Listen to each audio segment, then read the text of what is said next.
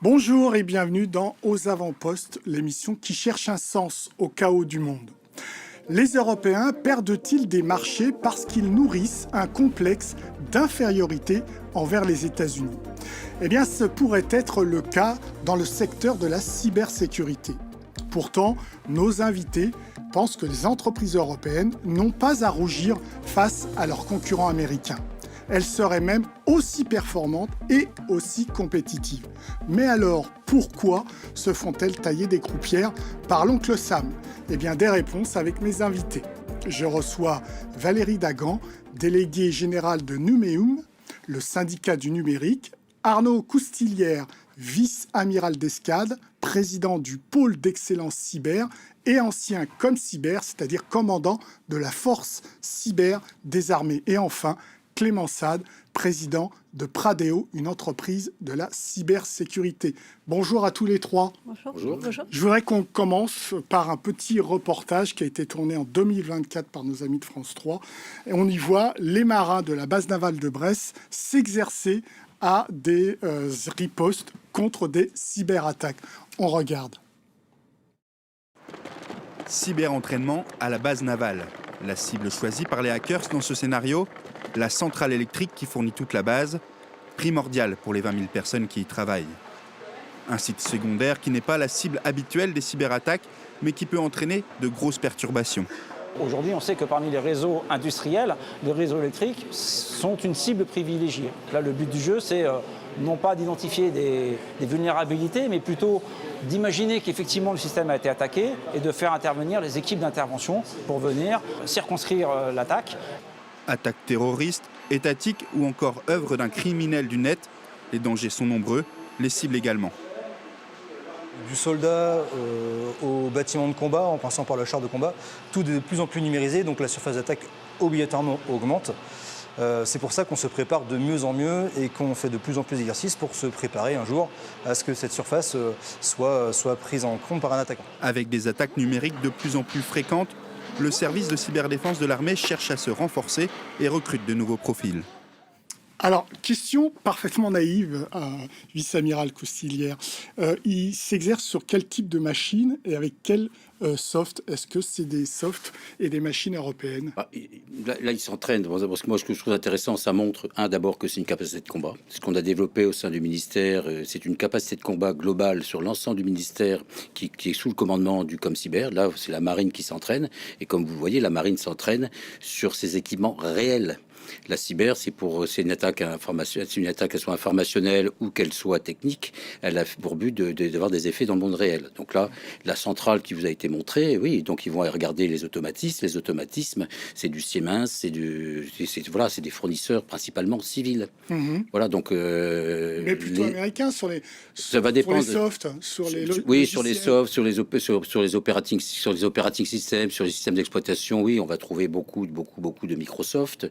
Oui, c'est représentatif de l'état de l'art du numérique mondial, qui est dominé complètement par les grands industriels américains depuis des années. Donc, quand vous êtes un défenseur, vous devez être expert aussi de ces systèmes. Clément Sade, c'est quoi vos services? Est-ce que par hasard, vous les retrouvez chez les forces militaires? Oui, on a cet honneur-là, puisque oui, effectivement, on accompagne. Alors nous, on propose des solutions de sécurité pour protéger les terminaux mobiles, les smartphones, les tablettes. Et donc, on est complètement dans ce que Arnaud vient de dire, puisque la majorité de ces téléphones sont pas français, le système d'exploitation n'est pas français. Donc, avoir quand même une solution de sécurité pour contrôler qu'est-ce qui se passe sur ces terminaux françaises, ça peut être une bonne idée. Voilà. Et vous juste intervenir, effectivement, ce qui est intéressant, c'est qu'on est dans un espace numérique global dont les éléments ne sont pas souverains, ne sont pas français. Par contre, il faut être capable de mettre des points de mesure, des systèmes qui vont aller être régaliens ou nationaux pour vérifier si les informations ne sont pas pipées, et ainsi de suite. Donc, c'est cette architecture globale avec des éléments dans lesquels vous n'avez absolument pas confiance. On n'a pas de communauté destin avec Amazon Web Services, avec Microsoft, ou ainsi de suite.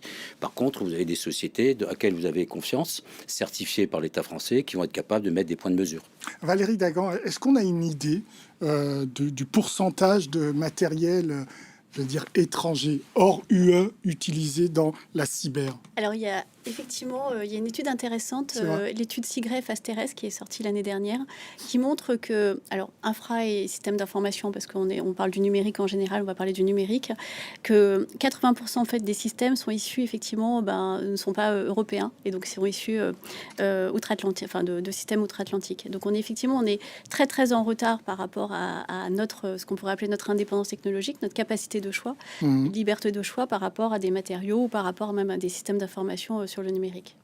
Et donc là, quels sont les risques quand on a 80% du matériel qui n'est pas intra-européen? On a très clairement, et là on va aller même au-delà de risque, évidemment qu'on a un risque en cybersécurité, mais au-delà de ça, sur tout le numérique, on a un vrai risque de résilience. En fait, c'est résilience compte tenu des lois extra-européennes sur nos data, qu'on connaît depuis quelques années, et également compte tenu aussi du contexte géopolitique qui fait prendre conscience à l'Europe aujourd'hui qu'on est face à une difficulté qui est de reprendre la maîtrise de nos technologies.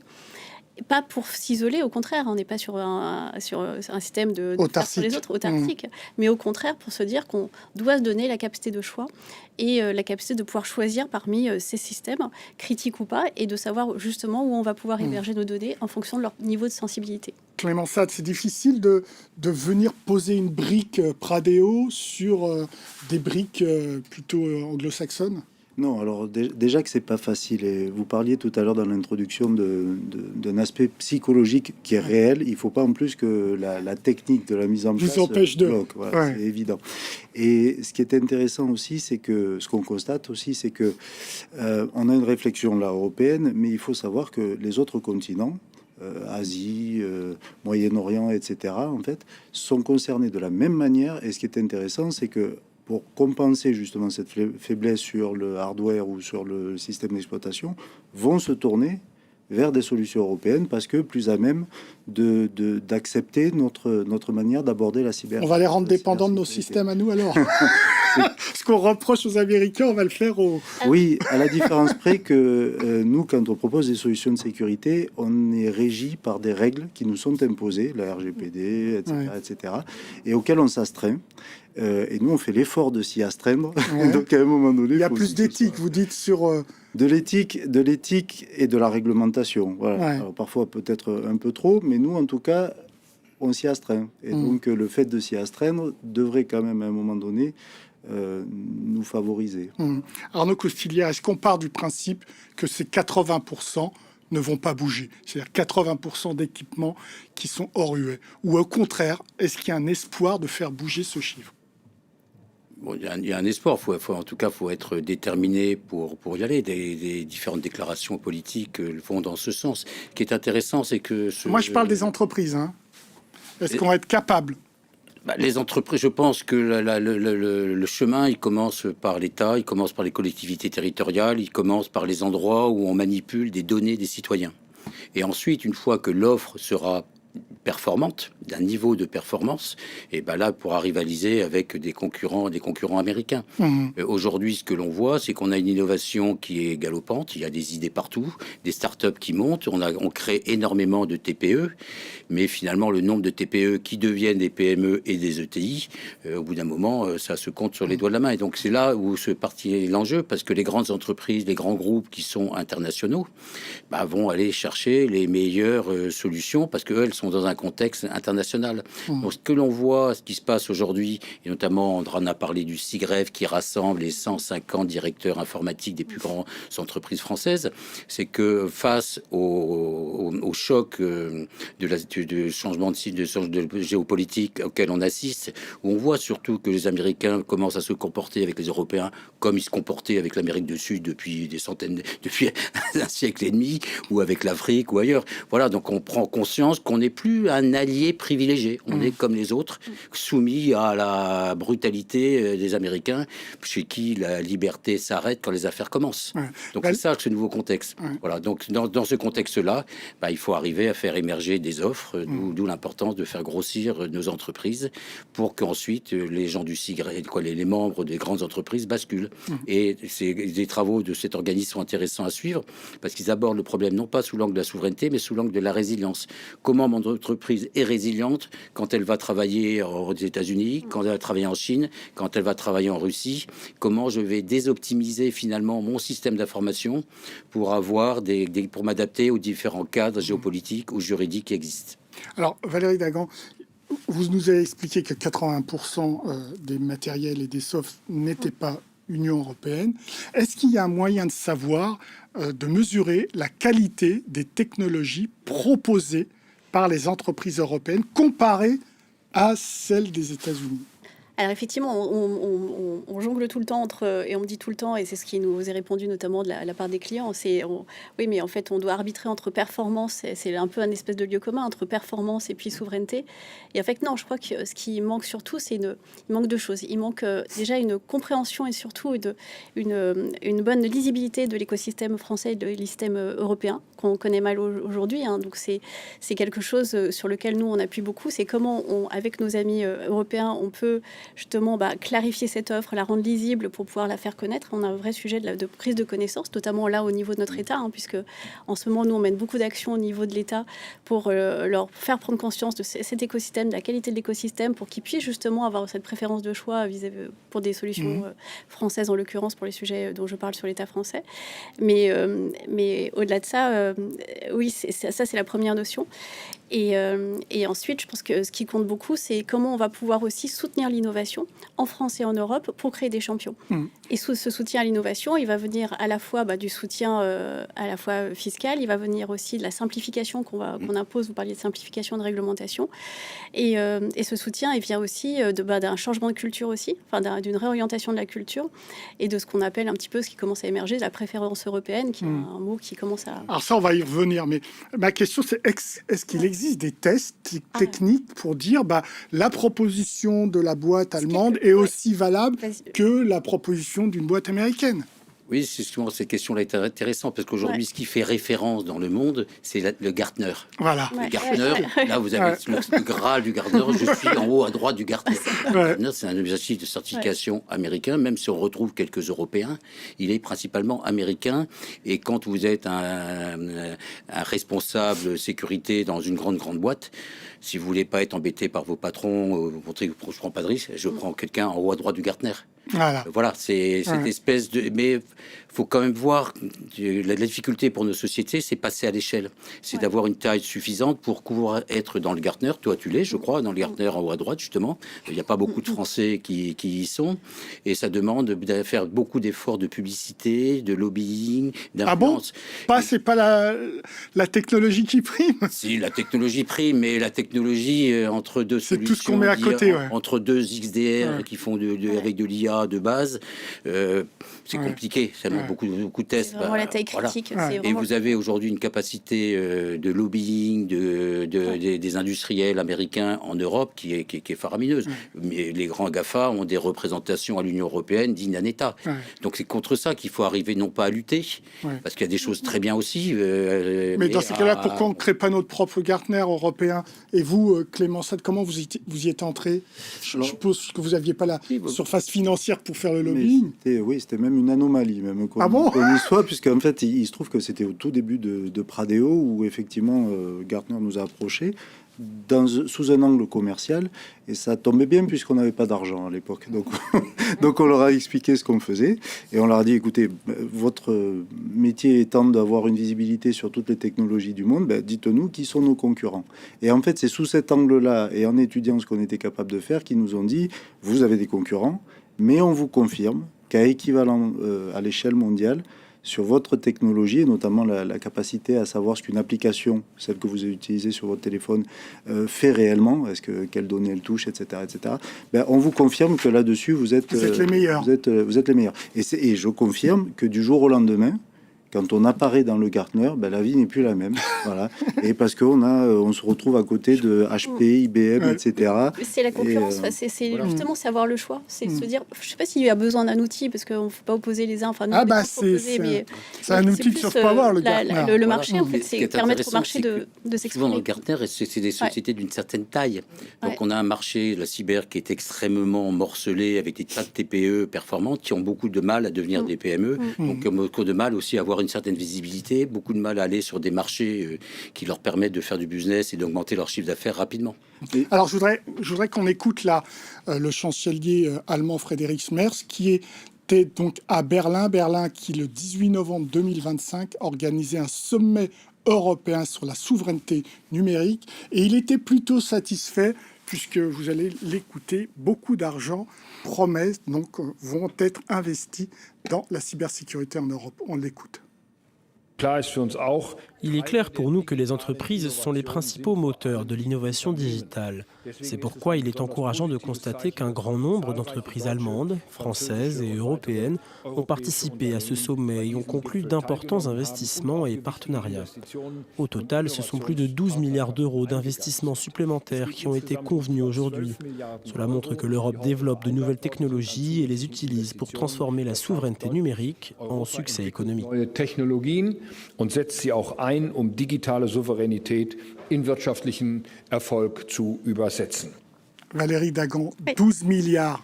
C'est important pour le secteur? C'est important. Enfin, c'est important. Alors, ça reste évidemment, compte tenu des investissements qu'on peut entendre outre-Atlantique, peu, mais néanmoins, c'est quand même un bon pas. Et je pense que ce sommet franco-allemand, ça a été ça crée un véritable momentum. En fait, on attendait depuis longtemps, en fait, ce moteur franco-allemand, que ce moteur puisse se déclencher. Et là, on a un signal fort qui, justement, permet à deux États de commencer à réfléchir sur des stratégies de partenariat industriel. Donc, on a cette première vision industrielle de l'Europe qui, pour l'instant, en fait, reste très réglementaire. Donc ça, c'est plutôt satisfaisant. Effectivement, c'est important. Ça concerne surtout les enjeux de protection de données et surtout de cybersécurité. Donc on peut s'en réjouir et effectivement, c'est un premier déclencheur. Mmh. Et le reste, ce serait quoi la suite, Arnaud Coustillière? Nous avons reçu Anne Le Henanff lors de notre événement le 20 novembre. Pour elle, il y aura un avant et un après sommet de Berlin. Mmh. Et moi qui suis un peu un observateur depuis quelques années de la souveraineté numérique, on a entendu parler politiquement à partir de 2018. Et on voit que progressivement, c'est du temps moyennement long, l'Europe commence à avoir un discours qui se ressemble. C'est clair, la vision des Allemands et des Français n'est pas tout à fait la même, mais elle commence à converger. Mmh. Donc derrière, maintenant, il faut que tous les acteurs du monde civil, de l'État, se mettent ensemble pour rendre réel tout ce qui a été déclaré politiquement lors de ce sommet. C'est pas un travers français à chaque fois de faire appel à l'État, aux institutions publiques, alors que là, on vient de nous dire que c'est aux entreprises de se bouger. Oui, je pense que là, moi, je rejoins totalement cette idée. Bien souvent, l'État doit être là pour aider au début, mais il faut que les entreprises prennent leur envol. Il faut que ce soit des vrais entrepreneurs à la tête de ces entreprises et qu'elles acceptent d'aller chercher le marché là où il se trouve, soit en Europe, mais en Europe, c'est 27 marchés différents très souvent, soit à l'export directement. Et je pense en particulier pas tellement l'Afrique, mais proche Moyen-Orient, et de l'autre côté, surtout tout ce qui est l'Asie. Clément Sade, oui. Ça. Écoutez, vous êtes l'entrepreneur. J'ai souscrit, donc je vais jouer mon rôle aujourd'hui. Mais non, mais quand on entend ça, alors justement, en tant qu'entrepreneur, vous savez, nous, on est très pragmatique. Donc, oui. OK, il y a des sous, très bien, on va voir exactement comment ça va aller. En n'oubliant jamais une chose, c'est que la principale source de financement que nous, on valorise et qui, effectivement, fait avancer, c'est pas des subventions, c'est pas la commande. C'est de la commande. C'est le chiffre d'affaires. Clément, toi, tu es une société qui monte bien, que je connais moi aussi depuis des années, mais ton chiffre d'affaires à l'export, c'est combien? Alors, ça, par exemple, c'est un bon point. C'est-à-dire qu'on ne donne pas le chiffre d'affaires. Au début de la société, on publiait nos chiffres. Et on a arrêté. Pourquoi? Parce qu'en fait, les concurrents ne le font pas.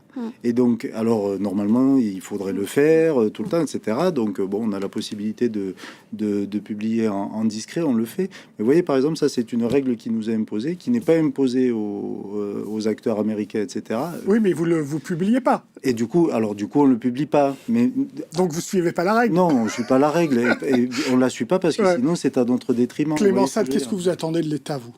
Mais justement, en fait, nous, ce qu'on veut, c'est que on valorise pas le fait d'être français. On veut même pas être valorisé sur le fait d'être européen. On veut être valorisé par le produit qu'on propose. Voilà. Quand on crée une société, on ne crée pas un produit parce qu'il est européen ou parce que non. Quand on a l'idée de faire une solution de sécurité pour téléphone, c'est pour proposer la meilleure solution au monde de cybersécurité. L'ambition, c'est celle-là. Et donc, quand on se développe, quand on veut avoir des marchés, etc., on ne veut pas gagner parce qu'on a le drapeau, on veut gagner parce qu'on est bon. Par contre, quand on est face à d'autres acteurs, le fait quand même d'avoir le drapeau, si on est jugé à peu près équivalent, à ce moment-là, peut-être que ça doit nous faire gagner. Allez, on va écouter maintenant le président de la République, Emmanuel Macron, qui était donc à ce sommet de la souveraineté numérique européenne à Berlin. Et lui, il est très clair, il ne veut pas de vassalité et il vous invite, les grandes entreprises au moins, et les institutions, à adopter des solutions européennes. On l'écoute. Soyons clairs, l'Europe ne veut pas être client des grands entrepreneurs et des grands services fournis soit par les États-Unis, soit par la Chine. Nous voulons clairement concevoir nos propres solutions. Il s'agit simplement de refuser d'être un vassal. Et en effet, il y a un coût à court terme à ne pas être un vassal. Et j'encourage toutes les grandes entreprises, toutes les autorités locales et tous les gouvernements présents dans cette salle à consulter la situation concurrentielle à chaque fois que vous souhaitez adopter une solution numérique. Existe-t-il une solution européenne compétitive et de haute qualité? Si oui, adoptez-la. Alors, se contenter d'adopter, enfin se contenter de recommander d'adopter ou aller plus loin, Arnaud Costillière? Parce que le mot qui est intéressant, c'est une solution européenne compétitive. Donc le combat, c'est de rendre les solutions compétitives, ce qui est exactement ce qu'a dit Clément. Donc il faut arriver à partir, à être connu, à avoir... Et si quand on a une très bonne idée technique, donc on voit dans nos TPE, c'est surtout les TPE d'ingénieurs, il y a des extrêmement bonnes solutions techniques, mais il faut qu'arriver à développer un marché pour qu'elles se développent rapidement pour passer à l'échelle. Ouais. Si elles restent dans une PME de 10, 20 personnes, comme on en a plein, au bout d'un moment, elles se font rattraper, elles se font dépasser. Donc, c'est un nouveau chemin qui s'ouvre. Mais dans une tribune, tous les deux, Arnaud Costillière et Clément Sade, dans une tribune publiée récemment, vous indiquez clairement que vous demandez à la création d'un label européen de manière à certifier les boîtes européennes et de manière à faire en sorte que les grands acheteurs, les grandes entreprises, les institutions achètent plutôt. Voilà, parce que c'est important, c'est ce que Clément a dit. Une certification européenne, ça veut dire que derrière, il y a une certaine éthique, il y a une certaine déontologie, il y a une certaine transparence, et que pour nous, Européens, la liberté ne s'arrête pas où commence le monde des affaires. Ça, ce ne sont pas nos valeurs. Je pense qu'aujourd'hui, dans cet espace numérique, il y a une dynamique, on voit l'IA qui arrive, la bagarre sur les données, ok, maintenant ça va être la bagarre sur les algorithmes, comment on les comprend. C'est une chose qui aujourd'hui peut être une menace pour les démocraties. Donc derrière ce label, c'est des valeurs d'éthique, de déontologie, c'est les valeurs démocratiques européennes d'une société qui soit ouverte, inclusive et pas quelque chose qui favorise les extrêmes. Valérie Dagan, vous représentez aussi les entrepreneurs. Vous êtes pour ce label, cette certification? Alors, nous, au-delà de ça, je reviens à ce qui a été dit sur la compétitivité. Ce qu'on recherche avant tout, c'est que nos entreprises deviennent compétitives. Et notamment, un des premiers axes, c'est la simplification au niveau de l'Europe. Je pense que ça a beaucoup été dit. Et ça, c'est un point d'alignement entre la France et l'Allemagne. Oui, sauf qu'on ne simplifie pas quand on rajoute un label. Alors non, exactement, c'est bon. C'est sur le fait du label, mais déjà ici, on le voit en cyber, on a parlé de cyber au tout début de cette séquence, avec l'arrivée de l'IA aussi, on a énormément de réglementations qui posent ce cadre de confiance, qui est notre atout et qui est un atout de compétitivité. La ligne de crête, ça va être justement de se dire comment on arrive à en faire un atout, label ou pas, et en même temps à réconcilier l'adoption de l'IA, l'innovation, en soutenant cette innovation. Donc on a un vrai axe, justement, un chemin qui est plutôt encourageant, puisqu'on sent que la Commission européenne commence à réagir, notamment avec récemment l'omnibus, en fait, qui va porter ces sujets-là, justement, sur le terrain des négociations. Mais on a tous ensemble, et donc on représente ces entreprises pour pouvoir justement les défendre au niveau de l'Europe, et les défendre justement sur ces sujets. Mais concrètement, est-ce que vous voulez d'un label ou pas? Label, je sais pas, là j'avoue que c'est pas ce qui est demandé par les entreprises en fait. Je pense qu'il ne faut pas avoir peur du mot label. Aujourd'hui, vous avez une association européenne proche de la Commission qui donne déjà un label qui s'appelle EXO, que nous on délivre en tant qu'association, qu'une autre association Exatrust. Donc un label ne peut être quelque chose d'assez simple et de choses existantes. Et effectivement, quand on regarde la réglementation européenne, je suis amusé à taper sur, non pas ChatGPT, mais Mistral, vous avez 8 réglementations qui sortent, chacune dans sa verticale est justifiée. Il faut arriver effectivement à mieux les harmoniser. Dernière question, réponse rapide. Comment on oblige les grands acheteurs à acheter européen? Par la performance. Par la performance, ouais. La Ouais. compétitivité et la Mais performance. regardez l'hypocrisie quand même. C'est-à-dire qu'on nous demande tous de respecter les critères RSE, les critères de RGPD, etc. Par contre, donc du coup, pour pouvoir avoir des financements ou des choses comme ça, il faut respecter. Mais vous avez tout à fait la possibilité d'adopter une solution autre qui, elle, ne la respecte pas. Il faut être logique jusqu'au bout de la chaîne. Voilà. Merci beaucoup pour vos réponses à tous les trois, pardon. Aux avant-postes, c'est terminé. Vous pouvez retrouver cette émission sur france24.com, sur nos réseaux sociaux et sur nos podcasts. Au revoir.